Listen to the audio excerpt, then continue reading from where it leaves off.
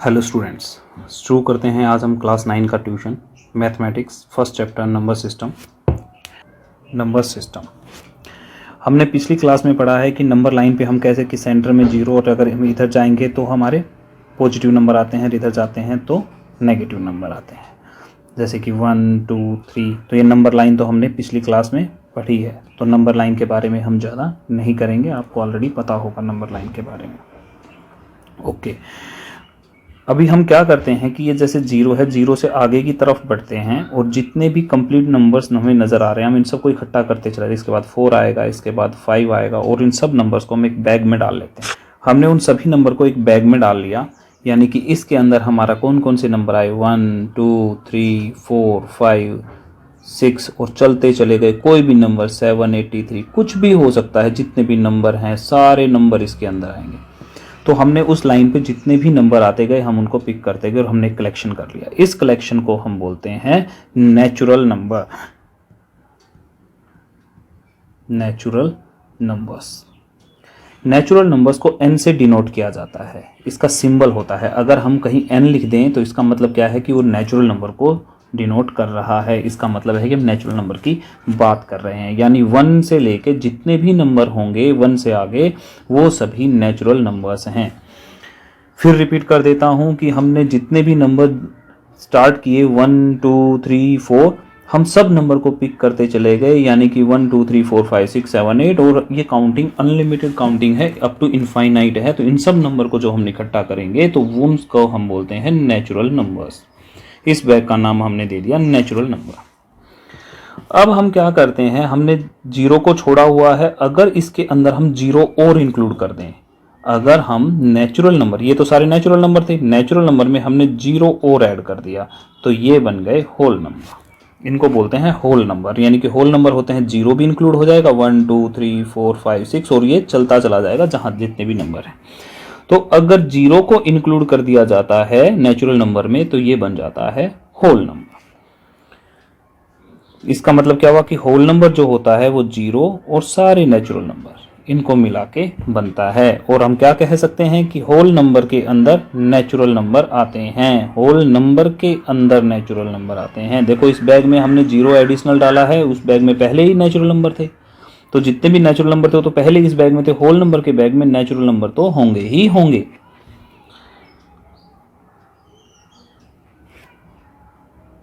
अब हम बात करते हैं, हमने नंबर लाइन पढ़ी थी, इस साइड जीरो, फिर इधर 1 2 3, और हमने इन सारे नंबर को तो कलेक्ट कर लिया। अब इधर भी नंबर होते हैं -1 -2 -3, तो अगर हम इसमें नेगेटिव वाले नंबर भी इस बैग के अंदर डाल दें, यानी कि हमने नेगेटिव नंबर्स को भी इसमें डालना स्टार्ट कर दिया, तो ये जो बैग हमारा बनेगा इसको हम बोलते हैं इंटीजर्स। और इंटीजर्स को जेड से डिनोट किया जाता है। इंटीजर्स को हम किससे डिनोट करते हैं, जेड से डिनोट करते हैं।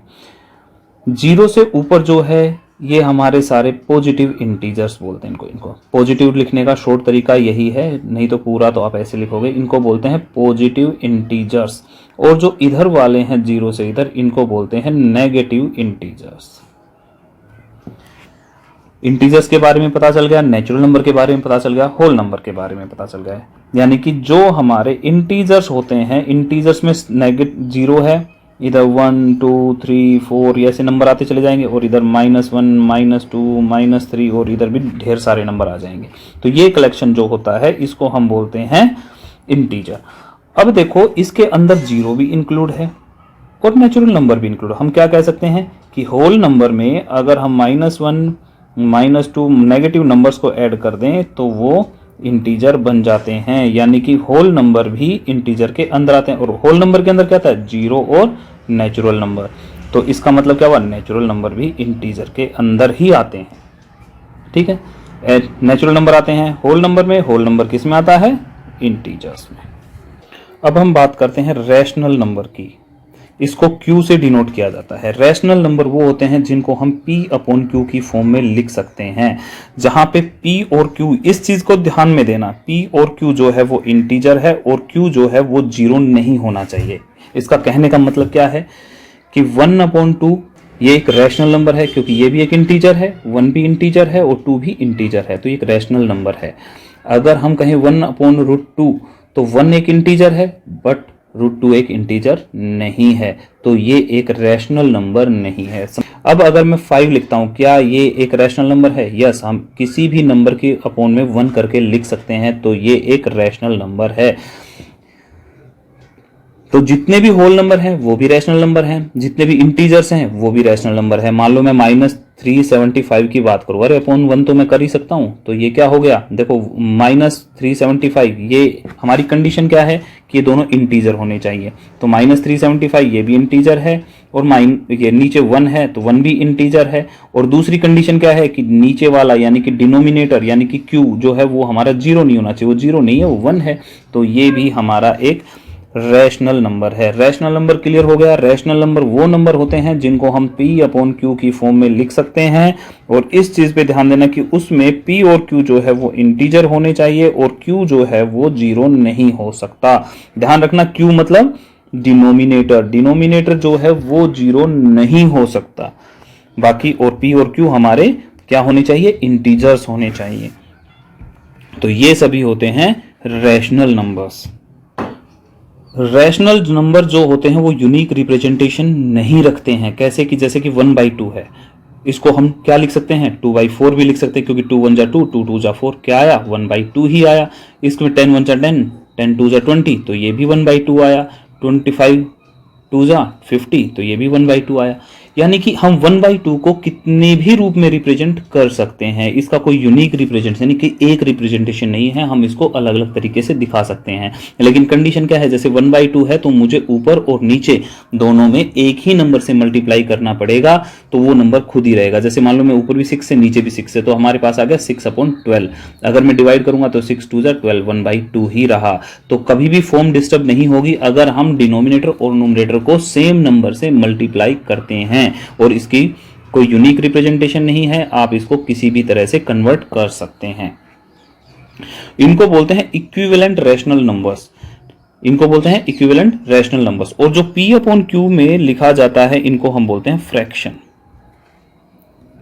फ्रैक्शन इक्विवेलेंट रैशनल नंबर्स के बारे में हमने पढ़ लिया कि इन सब की वैल्यू जब एक होती है तो उनको बोलते हैं इक्विवेलेंट। जैसे ये भी 1/2, ये भी 1/2, ये भी 1/2, ये भी 1/2, लेकिन लिखने का ढंग अलग अलग है, तो इनको हम बोलते हैं इक्विवेलेंट रैशनल नंबर्स। हम अगर यहां पे बात करें 1/2 की, तो हम कहेंगे कि ये सिंपलेस्ट फॉर्म है, ये सिंपलेस्ट फॉर्म है। इनको सोल्व, जिनको भी सोल्व करेंगे तो हमारे पास यही आ रहा है, तो ये क्या हो गई? ये हमारी सिंपलेस्ट फॉर्म हो गई। अब 1 और 2 लास्ट में क्यों बच गए? 1/2 क्यों बच गया? क्योंकि इनमें अब कॉमन कुछ भी नहीं है, डिवाइड एक दूसरे से नहीं हो सकता। सिर्फ इनका कॉमन फैक्टर जो है 1 का और 2 का जो कॉमन फैक्टर है वो सिर्फ 1 बचा है। तो ऐसे नंबर को हम बोलते हैं को प्राइम नंबर्स। को प्राइम नंबर्स कौन से नंबर होते हैं? जिनका कॉमन फैक्टर 1 हो। मान लो कि जैसे कि 7/5, अगर मैं इनको किसी तरह से कुछ कैंसिल आउट करना चाहूं, नहीं कर सकता, क्योंकि 5 और जो 7 है इन दोनों का जो कॉमन फैक्टर है वो 1 है। 123/5। अब इन दोनों की बात करूं तो इन दोनों का भी कॉमन फैक्टर जो है वो 1 है। तो ये दोनों क्या हो गए? ये हो गए को प्राइम नंबर्स। को प्राइम नंबर्स वो नंबर होते हैं जिनका कॉमन फैक्टर जो है, कॉमन फैक्टर 1 के अलावा कोई ना हो, no common factor other than 1। इस चीज को ध्यान में रखना कि उसका कोई भी कॉमन फैक्टर नहीं होगा 1 के अलावा, उनको बोलते हैं को प्राइम नंबर्स। और जिसमें जब ये को प्राइम नंबर्स में अगर ऊपर नीचे को प्राइम सम है तो इसको हम क्या बोलते हैं? सिंपलेस्ट फॉर्म बोलते हैं। अभी यहां पे देखो, every whole number is a natural number. क्या ये बात सही है कि सभी होल नंबर में तो हमने बताया था कि 0 आता है, 1 आता है, 2 3 4 5 ऐसे आते चलते चले जाएंगे। अगर नेचुरल नंबर की बात करें तो 1 2 3 4 5। तो क्या हुआ कि नेचुरल नंबर जो है वो ये सारे हैं। तो इसमें क्या हुआ? होल नंबर के अंदर नेचुरल नंबर आते हैं, और ये क्या बोल रहा है कि whole numbers is a natural number, every whole number. क्या 0 एक नेचुरल नंबर है? ये होल नंबर की बात करें तो 0 भी तो एक होल नंबर हुआ, लेकिन 0 जो है वो नेचुरल नंबर में नहीं है, तो ये जो हमारा है ये फॉल्स है। Every integer is a rational number. Integers integers क्या होते हैं, 0 माइनस, इधर तो हो जाएंगे 1 2 3 और इधर हो जाएंगे -1 -2 -3। इस तरीके से ये इंटीजर्स हैं। जितने भी इंटीजर्स हैं वो सारे रैशनल नंबर होते हैं। यस, हम हर किसी का अपॉन 1 लिख सकते हैं, 1 लिखने से कहीं भी कोई इशू नहीं है। तो जितने भी इंटीजर्स हैं वो सभी रैशनल नंबर होते हैं, ये ट्रू है। अब बात करते हैं कि every rational number is an integer. अब इसने इसका उल्टा पूछा कि जितने भी रैशनल नंबर है। अब अगर मैं रैशनल नंबर की बात करूं तो 3/2 ये भी एक 3 इंटीजर 2 इंटीजर, ये क्या बन गया, ये बन गया एक रैशनल नंबर। जब ये रैशनल नंबर है तो क्या ये एक इंटीजर है? नहीं, ये एक इंटीजर नहीं है। इंटीजर में तो -1 -2 -3 या 1 2 3 4 5 6 इस तरह के नंबर आते हैं, उसमें अपॉन वाले नंबर नहीं आते हैं। तो 3/2 जो है ये एक इंटीजर नहीं है, तो ये वाला भी फॉल्स है। यहाँ पे क्वेश्चन आते हैं कि भाई दो नंबर दिए हुए हैं, उनके बीच में हमें नंबर निकालने हैं। तो सबसे पहले क्या करते हैं, जैसे कि 1 और 2 के बीच में निकालते हैं हम। चलो 1 और 2 के बीच में अगर नंबर निकाल, सबसे पहले ये नंबर लाइन हो गई, ये 0 हो गया, ये 1 हो गया और ये 2 हो गया। जस्ट आइडिया समझिए, हम आगे क्वेश्चन और भी करेंगे। इन दोनों के बीच में, यानी कि इनके बीच के नंबर निकालने हैं। बीच के नंबर सबसे पहले हम सेंटर पॉइंट निकालेंगे। सेंटर पॉइंट कैसे निकालेंगे, दोनों नंबर्स को हम ऐड कर देंगे, इस नंबर को इस नंबर को ऐड कर देंगे और उसका हाफ कर देंगे। हाफ कर देंगे तो हमारा ये बीच वाला पॉइंट आ गया, यानी कि ये आ गया 3/2। यानी कि अब 1 था और ये 2 था, इनके बीच में आ गया 3/2। अब ऐसे ही मैं इन दोनों के बीच में निकाल सकता हूं, इन दोनों के बीच में, तो एक एक नंबर इधर आ जाएगा। तो ऐसे करके हम कितने भी नंबर निकाल सकते हैं। अगर यहां पे नंबर निकालेंगे तो 1 + 3/2 डिवाइड बाई 2, तो ये आ गया, अगर हम एलसीएम लेंगे तो 2 आ जाएगा और ये हो जाएगा 5/2। अपॉन 2 था तो अपॉन 2, तो ये हो गया 5/, तो ये 2/1 लिख सकते हैं, तो ये हो जाएगा 5/4। ऊपर जाएगा तो रेसिप्रोकल हो जाएगा, तो ये आ गया हमारा 5/4। 5/4 इन दोनों के बीच में आएगा। ऐसे ही यहां पे भी कुछ ना कुछ लाई करेगा, तो हम क्या करेंगे, 3/2 और 2 इन दोनों का भी हाफ कर देते हैं, तो वो इनके बीच में आ जाएगा। हाफ करेंगे तो यहाँ पे 1 ले लें, 2 2 = 4, 7/4 आ जाएगा, ये आ गया 7/4। तो ऐसे करके हम बीच में, अब इन दोनों के बीच में निकाल सकते हैं, इन दोनों के बीच में निकाल सकते हैं, इन दोनों के बीच में कितने भी पॉइंट्स आप निकाल सकते हैं। इनके बीच में इनफाइनाइट नंबर्स लाई करते हैं। अगर हम रैशनल नंबर की बात करें, रैशनल नंबर की बात कर रहे हैं, तो रैशनल नंबर इनफाइनाइट नंबर्स इसके बीच में आते हैं।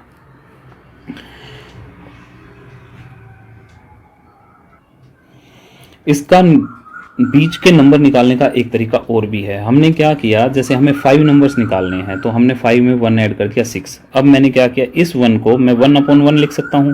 मैंने इसको नीचे वाले को 6 बनाना है, तो इसको भी 6 बनाना पड़ेगा, यानी कि 6/6 हो गया। ऐसे ही 2/1 है, इसको 6 बनाना है, तो ऊपर नीचे मल्टीप्लाई करनी पड़ेगी 6 से, तो ये हो गया 12/6। लेकिन अगर चीज देखूंगा तो ये 1 है और ये देखूंगा तो 2 है, इसमें कोई फर्क नहीं पड़ा। अब इन दोनों के बीच के नंबर लिखने हैं, यानी 6/6 और 12/6। तो अगले नंबर क्या आएगा, 7/6 आएगा, उसके बाद 8/6 आएगा, उसके बाद 9/6 आएगा, 10/6, 11/6। तो ऐसे करके भी हम उनके बीच के नंबर निकाल सकते हैं कि इनके बीच में कैसे नंबर आएंगे।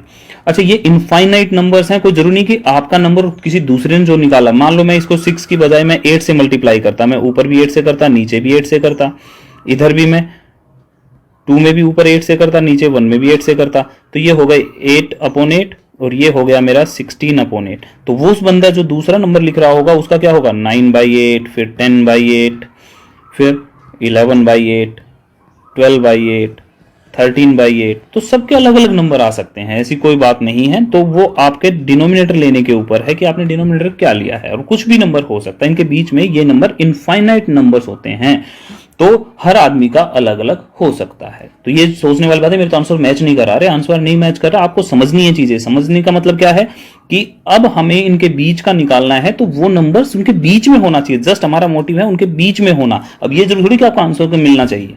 एक्सरसाइज 1.1 को डिस्कस कर लेते हैं। इस 0 इज ए रैशनल नंबर। अगर हम 0 की बात करें तो 0 को हम 0/1 लिख सकते हैं। यस, क्योंकि हर किसी में हमने तो अभी तो 1 अगर मान लो जैसे 2 की टेबल है, 2 1 जा 2, 2 2 जा 4 ऐसे पढ़ा था, लेकिन 2 0 जा अगर किसी का भी 0 जा करेंगे तो 0 आएगा। तो ऐसे ही 1 का 0 करेंगे तो 0 आएगा। तो 1 की टेबल तो हम 0 तक पढ़ सकते हैं, तो इसको हम 0/1 के रूप में डिनोट कर सकते हैं। अगर हम इसे 0/1 के डिनोट कर सकते हैं तो हमने P/Q की फॉर्म में लिख दिया, यानी P भी इंटीजर और Q भी इंटीजर। और कंडीशन क्या थी कि जो Q है वो 0 नहीं होना चाहिए। इसमें जो Q है वो 0 नहीं है क्योंकि वो 1 है, Q तो 1 है, तो इसलिए Q 0 भी नहीं है। तो ये क्या हो गया, ये एक रैशनल नंबर हो गया। Yes, it is a rational number. Can you right in the P/Q form? Yes, we can write in P/Q form where P and Q are the integers. P and Q integers है, कौन कौन से integer है? P तो 0 है और Q जो है वो 1 है, और जो Q है वो हमारा 0 नहीं है। नेक्स्ट क्वेश्चन क्या है, find 6 rational numbers between 3 and 4।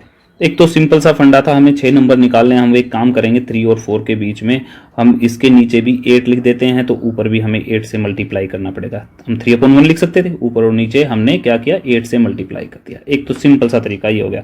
हमें लिखने हैं 6, ठीक है, तो उससे ज़्यादा ही रखेंगे, 7 या 8 जो भी होंगे वो नंबर हम ले लेंगे। तो ये हो गया 24/8 और ये हो गया 32/8। अब मैं काउंटिंग स्टार्ट करूंगा, 25/8 इनके बीच में आएगा, 26/8 इनके बीच में आएगा, 27/8 इनके बीच में आएगा, 28/8, 29/8, 30/8, 31/8, 32, तो खुद 4 है। तो उसके बीच में इतने सारे नंबर मैं लिखने में सक्षम हूं। मैं इसके बीच में कितने भी नंबर लिख सकता हूं। इन्होंने तो जो भी नंबर बोले हम उससे ज्यादा ले लेंगे। ज्यादा लेने के बाद हम क्या करेंगे, ऊपर नीचे मल्टीप्लाई कर देंगे और उसके बीच के नंबर लिखते चले जाएंगे। सिंपल तरीका है इसके बीच के रैशनल नंबर लिखने का।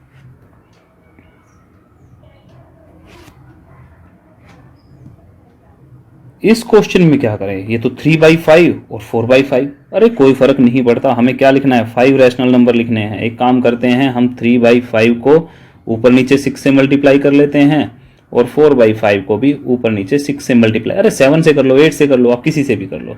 ये कितना हो गया, 18/30 और ये हो गया 24/30। अब इनके बीच में नंबर लिखते चले जाओ, 19/30, 20/30, कैंसिल आउट भी कर सकते हो, 2/3 भी लिख सकते हो, 21/30, जो भी कैंसिल आउट हो रहा हो कर लेना, 10 हो जाएगा, ये 7 हो जाएगा, 7/10, 22/30, 23/30 और 24 वो खुद है ही, और हमने उसके बीच के नंबर लिख दिए। यानी कि हमारे पास जो नंबर आए ये हर किसी के अलग अलग हो सकते हैं, तरीका सिर्फ उसके ऊपर डिपेंड करता है उसने इसको कैसे सोल्व किया है।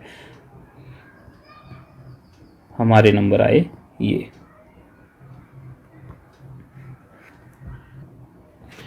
अब ध्यान से देखिए, एवरी नेचुरल नंबर की बात कर रहा है, यानी कि n की बात कर रहा है, और इज ए होल नंबर, वो कर रहा है होल नंबर। लेकिन होल नंबर में तो 0 और नेचुरल नंबर आते हैं। ये क्या कह रहा है कि एवरी नेचुरल नंबर, हर नेचुरल नंबर एक होल नंबर है।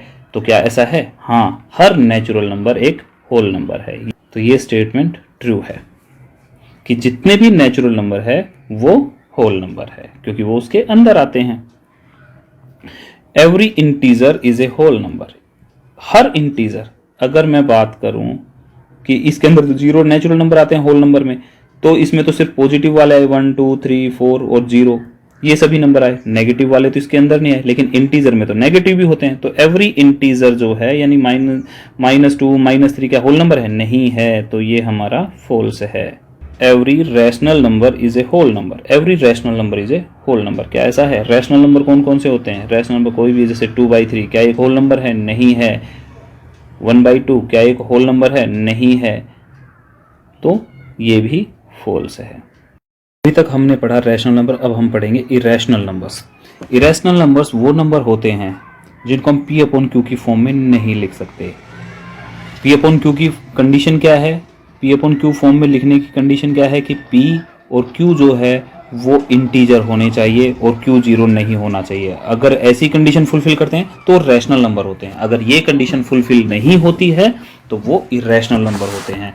और ये सबसे पहले पाइथागोरस ने बताया कि जो इरेशनल नंबर्स हैं वो एग्जिस्ट करते हैं।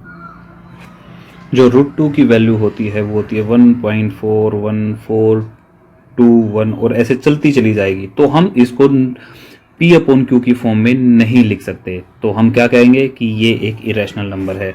अच्छा, जैसे कि 1.5 है, 1.5 को हम क्या लिख सकते हैं 15 अपॉन 10, क्योंकि ये यहाँ पे खत्म हो गया इसलिए हमने इसको 10 लिख दिया। जैसे 1.56 है तो हम 156 अपॉन 100 लिख सकते हैं। तो इनको P अपॉन Q की फॉर्म में लिखा जा सकता है।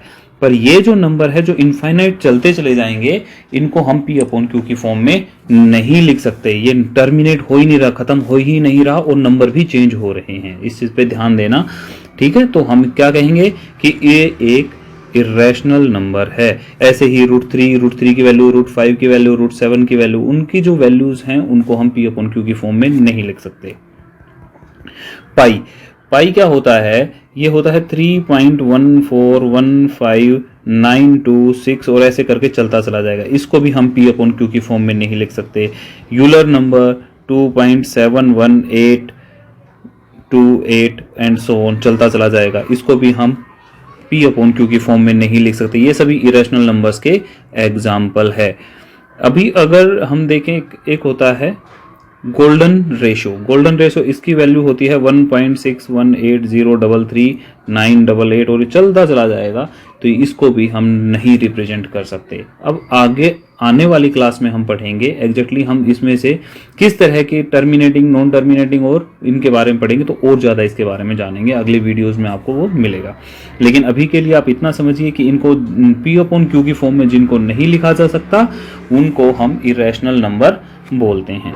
अभी जैसे कि यहाँ पे √4 का एग्जांपल लिया, √4 को हम कैलकुलेट करते हैं तो 2 आ जाएगा। ऐसे ही अगर √9 को कैलकुलेट करेंगे तो 3 आ जाएगा। जो 2 है, ये जो 3 है, ये सभी क्या हैं, ये तो सभी इंटीजर्स हैं, यानी 2 अपॉन 1 लिखा जा सकता है, इसको 3 अपॉन 1 लिखा जा सकता है, तो इंटीजर हो गई। ये 2 भी इंटीजर, 1 भी इंटीजर, 3 भी इंटीजर, 1 भी इंटीजर, तो ये क्या है, ये रैशनल नंबर है।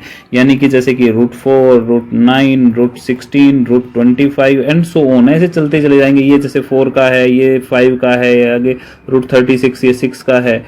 तो ये इस तरह के जिनका स्क्वायर रूट कैलकुलेट किया जा सकता है फुल एक नेचुरल नंबर की फॉर्म में, उसको हम बोलेंगे कि वो जो नंबर है वो एक रैशनल नंबर है। बट जिनको रिप्रेजेंट नहीं किया जा सकता, जैसे कि इनका नॉन टर्मिनेटिंग है, √3 चलता चला जाएगा, √5 का भी चलता चला जाएगा, इनको हम P अपॉन Q की फॉर्म में नहीं लिख सकते, तो ये इरेशनल नंबर्स हैं, ये इरेशनल नंबर्स हैं। उसके बाद जितने भी रैशनल और इरेशनल नंबर्स हैं उनको हम रियल नंबर बोलते हैं। यानी कि रैशनल नंबर और इरेशनल नंबर को अगर हम इकट्ठा मिला दें, एक बैग में डाल दें, तो ये सारे के सारे रैशनल नंबर होते हैं। इसको कैपिटल R से डिनोट किया जाता है। कैपिटल R अगर किसी का लिखा है तो इसका मतलब क्या है कि वो रियल नंबर को डिनोट कर रहा है। जितने भी रियल नंबर है, यानी रियल नंबर का सिंपल फंडा है कि वो या तो रैशनल है या इरेशनल है। अब जितने भी रियल नंबर है उनको नंबर लाइन पे दिखाया जा सकता है, यानी कि जो भी नंबर लाइन पे रिप्रेजेंट हो सकता है वो एक रियल नंबर है। क्या समझ में आया कि जो भी नंबर लाइन पे रिप्रेजेंट हो सकता है वो एक रियल नंबर है। अभी तुम तो बोलोगे कि भाई हाँ ठीक है, ये जैसे 0 था, इधर 1 है, ये 0 है, तो हम 1 भी दिखा सकते हैं, -1 भी दिखा सकते हैं, 2 भी दिखा सकते हैं, यहाँ पे 0.5 भी दिखा सकते हैं। लेकिन अब ये √3, √2 ये जो इरेशनल नंबर, इनको कैसे दिखाएंगे, अभी हम आगे इस वीडियो में डिस्कस करेंगे। इनको भी नंबर लाइन पे शो किया जा सकता है। यानी कि रियल नंबर वो नंबर होते हैं जिनको नंबर लाइन पे शो किया जा सकता है, और रैशनल और इरेशनल दोनों नंबर ही नंबर लाइन पे शो हो सकते हैं, दोनों को रिप्रेजेंट किया जा सकता है। अब सभी के मन में क्वेश्चन आ रहा होगा कि भाई हम अभी तक तो ये नंबर लाइन थी, रियल नंबर लाइन, इसमें 0, ये 1, ये 2, इनको तो रिप्रेजेंट करना जानते हैं, ये -1, ये -2, इसके बीच में हम 0.5 भी लिख सकते हैं। लेकिन इस √2 को कैसे डिनोट करेंगे, नंबर लाइन के ऊपर √2 को कैसे डिनोट करेंगे, ये क्वेश्चन खड़ा हो गया होगा अभी। चलो इसके बारे में जानते हैं। मान लो ये हमारा 1 यूनिट है, हमने पाइथागोरस थ्योरम पढ़ी है। पाइथागोरस थ्योरम में क्या होता है, हाइपोटेन्यूज का स्क्वायर होता है बेस का स्क्वायर प्लस परपेंडिकुलर का स्क्वायर, यही होता है। और हम कहें तो हाइपोटेन्यूज क्या होगा, √√ बेस स्क्वायर प्लस परपेंडिकुलर का स्क्वायर, यही होता है। तो मान लो ये हमारा 1 यूनिट है, ये हमारा 1 यूनिट है और हमें इसका हाइपोटेन्यूज निकालना है। तो ये क्या होगा, बेस यानी कि इसका स्क्वायर, परपेंडिकुलर इसका स्क्वायर, यानी कि ये हो जाएगा √1 का स्क्वायर, तो 1 हो जाएगा, इस 1 का स्क्वायर भी 1 हो जाएगा, तो √2। तो ऐसे √2 आ गया। अभी मैं थोड़ा सा इरेज करके समझा देता हूँ आपको। तो ये 1 यूनिट मेरा था, मान लो ये नंबर लाइन एक, ये 1 है, ये 0 है, ये 1 है, ये 2 है, इधर -1 -2। अब मैंने इसके ऊपर जितनी यूनिट ये था 0 से 1 के बीच में जितना था, इतना मैं अपना कंपास ओपन करूंगा और एक यहाँ पे परपेंडिकुलर ड्रॉ करूंगा, ये वाला, ये परपेंडिकुलर ड्रॉ करूंगा। सिर्फ वही देखना जो मैं कर रहा हूँ, ये परपेंडिकुलर ड्रॉ करूंगा और इसको मैं 0 to 1 इतना मैं कंपास खोलूंगा और इसको यहाँ पे कट करूँ। मैंने लंबा खींच दिया, इसको यहाँ पे कट कर दिया, तो ये मुझे 1 मिल गया। तो ये पॉइंट भी मेरा 1 का आ गया, यहाँ तक 1 का है। तो अब मुझे इस पॉइंट से इस पॉइंट के बीच में ये निकालना है। अब कैसे निकलेगा, मैंने वही बताया कि जो यहाँ पे किया यही किया, तो ये √2 आ गया, ये √2 आ गया। अब मेरी मान लो ये पॉइंट बी है, ये आपको दिखाई दे रहा होगा, ये बी है, ये ओ है। अब मैं ओ से बी तक का कंपास अगर खोलता हूँ, ओ से इस पॉइंट से और इस पॉइंट तक का कंपास खोलता हूँ, तो ये मेरा पॉइंट क्या हो गया, ये मेरी वैल्यू कितनी हो गई, √2 वैल्यू हो गई। और मैं कंपास खोल के इधर इस लाइन पे काटता हूँ, तो ये जहाँ पे काटेगी ये लाइन कंपास से, तो ये हमारा √2 की रिप्रेजेंटेशन होगी। क्लियर है? एक बार फिर बता देता हूँ। ये एक नंबर लाइन है, नंबर लाइन में यहाँ से यहाँ तक ये 1 है, यहाँ से यहाँ तक 1 है। एक परपेंडिकुलर लाइन में यहाँ ड्रॉ करूँगा, एक परपेंडिकुलर लाइन ड्रॉ कर ली, यहाँ पे 1 के इक्वल जितना यहाँ से यहाँ का था ये डिस्टेंस, अपना कंपास खोल के यहाँ पे मार्क कर लूँगा। ये मेरी ये वाली लाइन आ गई। अब मैं इन दोनों को ज्वाइन कर दूंगा। जब ज्वाइन करते हैं तो इसको निकालेंगे, तो नीचे वाली बेस 1 है, परपेंडिकुलर 1 है, तो ये भी, ये जब निकालेंगे तो पाइथागोरस थ्योरम से ये √2 आ जाएगी। अब मैं यहाँ पे O पॉइंट पे रख के और इस B पॉइंट तक अपना कंपास खोलूंगा और कंपास खोल के एक आर्क बनाऊंगा। जो आर्क बनेगी वो यहाँ पे जो इस नंबर लाइन को कट करेगी, वो P पॉइंट पे कर रही है, और जो P की वैल्यू होगी वो √2 होगी। यही है रिप्रेजेंटेशन। अब मुझे √3 को रिप्रेजेंट करना है। अगर मुझे √3 को रिप्रेजेंट करना है नंबर लाइन पे, ये नंबर लाइन हो गई, ये यहाँ से यहाँ तक ये 1 हो गया, इस पे मैंने परपेंडिकुलर ड्रॉ किया 1 यूनिट का, तो जो मेरी ये वैल्यू आ गई, ये यहाँ से यहाँ तक ये आ गई √2।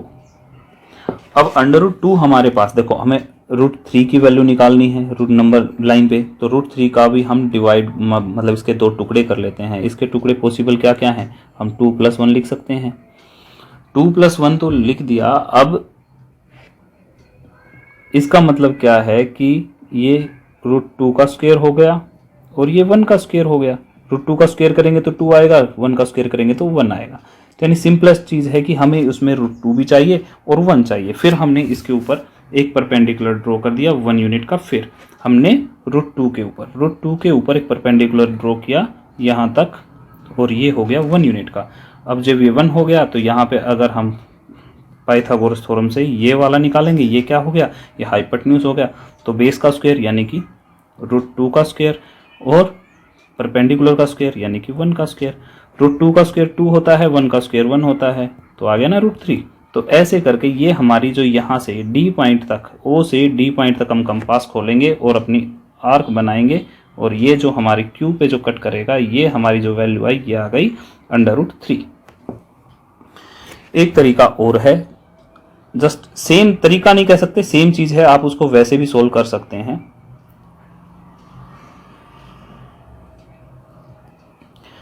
अब जैसे मैंने यहाँ पे, यहाँ से ये तो हो गया 1, ये हो गया 1 और ये हो गया √2, निकाल लिया। ये तो पिछले क्वेश्चन में क्या था, मैं यहाँ से मार्किंग करूँगा और मैंने ये जो P पॉइंट आ गया ये मेरा हो गया √2, यानी कि यहाँ से यहाँ तक मेरा √2 वैल्यू हो गई। तो ये वैल्यू √2 हो गई। अब मैं क्या कर सकता हूँ, यहाँ पे भी मैं एक परपेंडिकुलर ड्रॉ कर सकता हूँ। 1 यूनिट का मैंने इसके 1 यूनिट का मैंने परपेंडिकुलर ड्रॉ किया, 1 यूनिट का परपेंडिकुलर ड्रॉ करके मैंने इसको जोड़ दिया, यानी कि ये मेरा 1 हो गया, ये मेरा नीचे वाला √2 हो गया। तो इसको मैं निकालूंगा तो ये क्या हो जाएगा, अंडर द रूट बेस का स्क्वायर प्लस परपेंडिकुलर का स्क्वायर, यानी इसका स्क्वायर तो हो गया 2, इसका स्क्वायर हो गया 1 और अंडर द रूट तो आ गया अंडर रूट 3। तो सिंपल। तो यहाँ से फिर मैं ओ पॉइंट पे रख के और इस पॉइंट तक, मान लो ये सी पॉइंट है, सी पॉइंट तक अपना कंपास ओपन करूंगा और एक मार्किंग करूंगा, वो फिर क्यू पॉइंट। तो आप इस तरीके से भी कर सकते हैं, आपको जरूरी नहीं है ऐसे घूमते जाना है। अब अगर मुझे रूट 5 निकालना हो, अब देखो अगर मुझे रूट 5 की वैल्यू निकालनी हो तो मैं सिंपल क्या करूंगा, इसके 2 टुकड़े कर लेता हूं। 4 + 1 यानी कि 2 का स्क्वायर प्लस 1 का स्क्वायर, है ना। ऐसे कर सकते हैं 2 का स्क्वायर और 1 का स्क्वायर। यानी कि अगर मुझे, एक मिनट में इरेज कर लेता हूं इसको,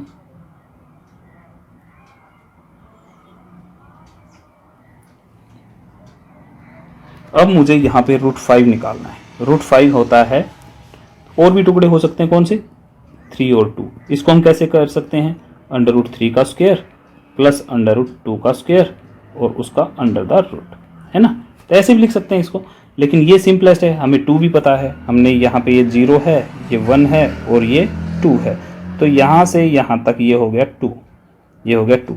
इस पे एक परपेंडिकुलर ड्रॉ करेंगे, परपेंडिकुलर ड्रॉ कर दिया, 1 यूनिट का परपेंडिकुलर ड्रॉ कर दिया। अब यहाँ से यहाँ तक का जब निकालेंगे तो क्या होगा, अंडर रूट बेस का स्क्वायर यानी कि 2 का स्क्वायर प्लस 1 का स्क्वायर यानी कि हो गया 4 + 1 हो गया अंडर द रूट 5। तो ये वैल्यू आ गई। तो इसकी वैल्यू आ गई अंडर रूट 5। हम अपने कंपास को रखेंगे 0 पे, ये सी पॉइंट ले लिया या कुछ भी ले लो, ई पॉइंट ले लिया, चलो ये ई पॉइंट ले लिया हमने, इतना ओपन करेंगे और यहाँ से कंपास से मार्किंग करेंगे। ये जो पॉइंट आएगा ये हमारा आ गया, यहाँ से यहाँ तक की जो आई वो आई अंडर द रूट 5। देखो ये आपके सोचने पे है आप इसको कैसे करेंगे। देखो मैं इरेज करके अब मैं रूट 3 और रूट 2 के हिसाब से करके दिखाता हूँ आपको। अब हम करते करते यहाँ पे रूट 3 तक पहुँच गए, ये हमारा रूट 3 है। अब मैंने यहाँ पे एक परपेंडिकुलर ड्रॉ किया, यहाँ पे एक परपेंडिकुलर ड्रॉ किया। अब मुझे रूट 2 की वैल्यू भी पता है, यानी परपेंडिकुलर ड्रॉ किया, रूट 2 की यहाँ से लेके यहाँ तक का मैंने कंपास ओपन किया, ये रूट 2 है और इसके ऊपर मार्किंग कर दी। तो ये मेरी रूट 2 की वैल्यू आ गई, ये यहाँ से यहाँ तक मेरा रूट 2 है। अब मैंने इन दोनों को ज्वाइन कर दिया, इसको ज्वाइन कर दिया और मैं इसको निकालूंगा तो ये मेरा क्या आ गया, रूट 5। रूट 5 कैसे आया, क्योंकि रूट 5 को हम लिख सकते हैं रूट 3 + 2, 3 का स्क्वायर और प्लस 2 का रूट 2 का स्क्वायर। तो ये चीज़ आ गई। तो जब ये रूट 5 आएगा फिर कंपास ओ पे रखोगे, फिर ये पॉइंट ई हो गया, इस ई तक कंपास खोलोगे, मार्किंग करोगे, तो जहाँ पे ये पॉइंट आएगा कंपास खोल के वो पॉइंट आपका वहाँ से वहाँ तक का जो होगा वो रूट 5 आएगा। तो आप अपने हिसाब से कर सकते हैं। अभी मैं कहूँ कि रूट 7 का करूँ, रूट 7 में सिंपल कर देंगे हम, 4 + 3 कर सकते हैं यानी कि 2 का स्क्वायर प्लस अंडर रूट 3 का स्क्वायर। तो मुझे पहले रूट 3 निकालना पड़ेगा, 4 ये 2 तो मुझे पता ही है, 2 निकालूंगा और उसके ऊपर रूट 3 जितना परपेंडिकुलर ड्रॉ करूंगा, मेरा काम हो जाएगा। और क्या कर सकते हैं हम, इसमें 1 + 6 भी कर सकते हैं, 1 + 6 भी कर सकते हैं।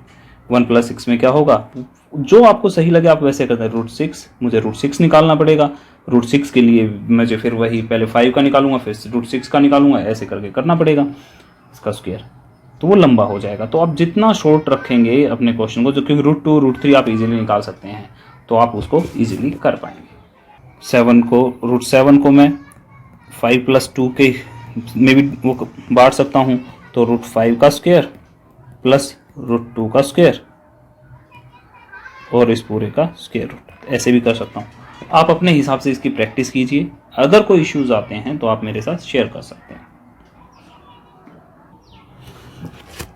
Every irrational number is a real number, yes, क्योंकि रियल नंबर के अंदर दोनों आते हैं, इरेशनल नंबर भी आते हैं और रैशनल नंबर भी आते हैं, दोनों को मिला के बनता है रियल नंबर। तो ये चीज़ ट्रू है, फर्स्ट स्टेटमेंट हमारी ट्रू है। Every point on the number line is of the form root m, क्या ऐसा है? अगर हम 6 की बात करें, root 6, yes, number can be represent. ठीक है। हम √4 की बात करें यानी कि 2, ये भी नंबर रिप्रेजेंट हो जाते हैं, सारे नंबर रिप्रेजेंट। यहीं पे अगर हम -6 अंडर द रूट की बात करें, अरे नेगेटिव वाले का तो हम कैसे निकालेंगे, नेगेटिव वाले का तो स्क्वायर रूट हम निकाल नहीं सकते, स्क्वायर रूट निकाल नहीं सकते, होता ही नहीं है, एग्जिस्ट नहीं करेगा, इसमें निकाल नहीं सकते।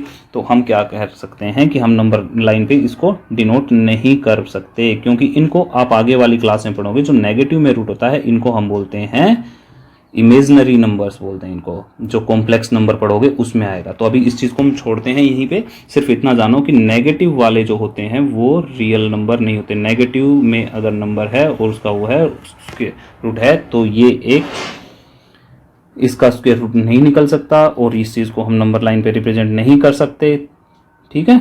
तो नंबर लाइन पे रिप्रेजेंट नहीं कर सकते इसको, तो हम इसको रियल नंबर नहीं कहेंगे, ये एक रियल नंबर नहीं है। यानी कि every point on the number line is of the form, तो ये गलत है, सभी तो इसी फॉर्म के नहीं है, नेगेटिव वाले नहीं है ना, तो ये फॉल्स हो गई। नेगेटिव रूट्स है ना, एक्सेप्शनल कौन से हो गए, नेगेटिव रूट्स एक्सेप्शनल हो गए। अब थर्ड पॉइंट पे लेते हैं, every real number is A irrational number. Every real number, अरे नहीं भाई, इरेशनल नंबर तो रियल नंबर होता है। अब इसके अंदर तो रियल नंबर की अगर हम बात करें, रियल नंबर के अंदर तो रैशनल नंबर भी आएंगे, क्या रैशनल नंबर इरेशनल होता है, नहीं, तो ये भी फॉल्स है। सेकंड क्वेश्चन का, are square roots of all positive integers irrational. Square root of all positive integers यानी 1 2 3 4 5 6, अगर इन सब का हम रूट कर दें, स्क्वायर रूट हमने सबका कर दिया, स्क्वायर रूट अगर हम कर देते हैं तो क्या वो सभी इरेशनल नंबर बन जाते हैं। देखो 1 का तो 1 होता है, इसकी तो वैल्यू 1 आ गई। 2 जो है ये इरेशनल है, 3 जो है ये इरेशनल है, 4 की वैल्यू 2 आ जाएगी, ये भी इरेशनल नहीं हुआ। तो यानी कि 1 रहा, 2 इरेशनल नहीं है, ऐसे ही √9 वो 3 आएगी। तो इनकी क्या है कि सारे के सारे जो स्क्वायर रूट्स हैं वो इरेशनल नहीं होते, ठीक है। नो, फर्स्ट वाले का आंसर हो गया no, the square roots of all positive integers irrational नहीं होते। अगली बात करते हैं इफ नॉट, अगर वो करे कि नहीं तो एग्जाम्पल के साथ समझाओ। एग्जाम्पल हमने बता ही दिया, √4 √9 √16 √25 करते चले जाओ, जिनका होल रूट निकल जाएगा। ये 2 आ जाएगा, ये 3 आ जाएगा, ये 4 आ जाएगा, 5 हो जाएगा, फिर ऐसे √36। एग्जाम्पल ही एग्जाम्पल है। ओके, थोड़ा बोर्ड क्लियर कर लेते हैं फिर आगे बढ़ते हैं।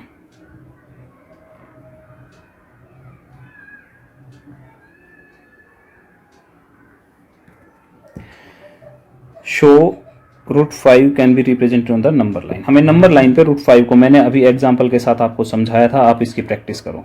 अगर कुछ प्रॉब्लम्स आती हैं तो आप मुझे कमेंट सेक्शन में शेयर कर सकते हैं। मैं इन चीज़ों को दोबारा भी बता सकता हूँ, कोई इशू नहीं है, लेकिन आपको बताना पड़ेगा। तब तक आप नहीं बताएंगे तो आपका सॉल्यूशन मैं नहीं दे पाऊंगा। Square root spiral, square root spiral क्या होता है, जो इस तरह की कंस्ट्रक्शन होती है इसको हम बोलते हैं स्क्वायर रूट स्पाइरल। अब सबसे पहले यहाँ पे 1 था, यहाँ पे 1 था, ये हमने √2 निकाल लिया, फिर √3 निकाल लिया, ये √2 हो गया, ये √3 हो गया। अब √3 और ये 1 हो गया, तो ये 1 हो गया, तो ये वाली वैल्यू क्या आएगी, ये √4 आएगी। कैसे, √3 का स्क्वायर यानी कि बेस का स्क्वायर प्लस परपेंडिकुलर का स्क्वायर निकालेंगे तो √3 का स्क्वायर 3 हो गया, 1 का स्क्वायर 1 हो गया, तो ये आ गया √4। तो ये हो गया √4। अब आगे ये 1 यूनिट का फिर करूँगा और इसको ज्वाइन करूँगा, तो अब ये √4 है, ये 1 है, तो ये आ जाएगी √5। कैसे, √4 का स्क्वायर प्लस 1 का स्क्वायर अंडर द रूट, है ना, पाइथागोरस थ्योरम लगा रहे हैं, 4 + 1 का स्क्वायर रूट, तो ये आ गया स्क्वायर रूट ऑफ 5, ये स्क्वायर रूट ऑफ 5 आ गया। ऐसे ही आगे कंस्ट्रक्ट करते हैं, 1 करेंगे तो आगे जो आएगा वो √6 आ जाएगा। तो ये जो कंस्ट्रक्शन है इसको बोलते हैं स्क्वायर रूट स्पाइरल। कि इस वीडियो से रिलेटेड अगर कोई डाउट है तो आप हमें कमेंट सेक्शन में बता सकते हैं, या फिर आप हमारी वेबसाइट eduvoc.in पे जा सकते हैं। eduvoc.in में आपको आस्क डाउट का सेक्शन मिलेगा। आस्क डाउट पे जब आप क्लिक करेंगे तो एक फॉर्म खुल जाएगा। आपको सिंपल अपना नाम ऐड करना है, ईमेल ऐड करनी है, सब्जेक्ट जो भी आपका डाउट है, डाउट या मैसेज में अगर लिख सकते हैं तो मैसेज में लिख दीजिए। अगर मैसेज में नहीं लिख पा रहे हैं तो आप चूज़ फाइल पे क्लिक करिए। चूज़ फाइल पे क्लिक करके आप अपना फ़ोटो इसमें अटैच कर सकते हैं और उसके बाद आपको सेंड करना है और आपका डाउट हमारे पास आ जाएगा। आपको उसका सॉल्यूशन विदिन 24 आवर्स मिल जाएगा। उम्मीद करता हूँ आपको ये वीडियो अच्छा लगा होगा। नीचे सब्सक्राइब बटन जरूर दबाएं और साथ में बेल आइकन, ताकि आपको हमारे हर वीडियो का नोटिफिकेशन जल्द से जल्द मिले। Thank you for watching the video. Take care.